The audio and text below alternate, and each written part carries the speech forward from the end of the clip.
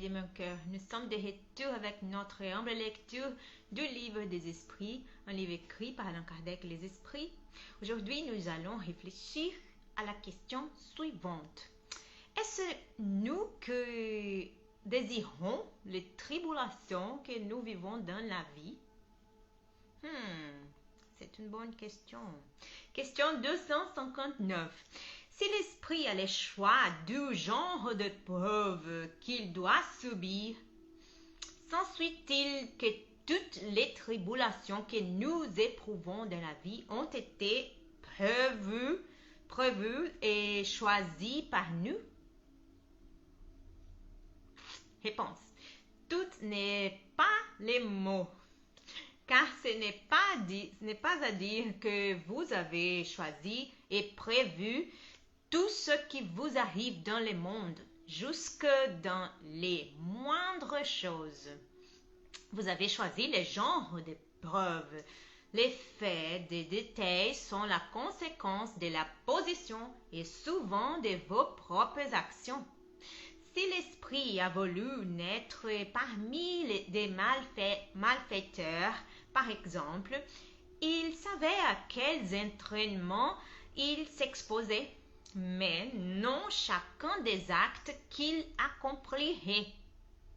Ces actes sont l'effet de sa volonté ou de son libre arbitre.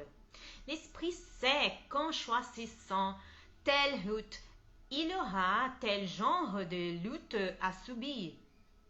Il sait donc la nature des vicissitudes qu'il rencontrera, mais il ne sait pas si ce sera plutôt tel événement que tel autre. Les événements des détails naissent des circonstances et de la force des choses.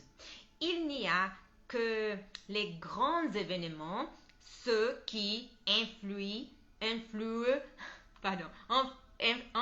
sur la destinée, qui sont prévus.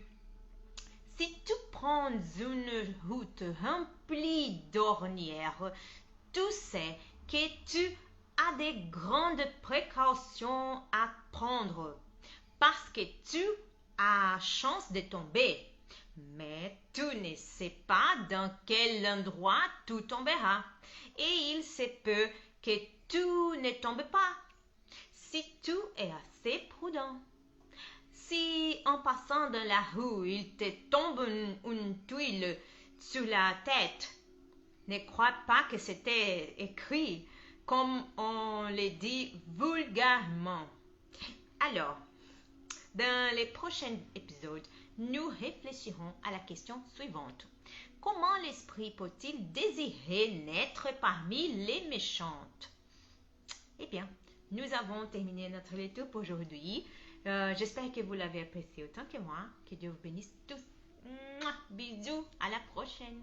Au revoir.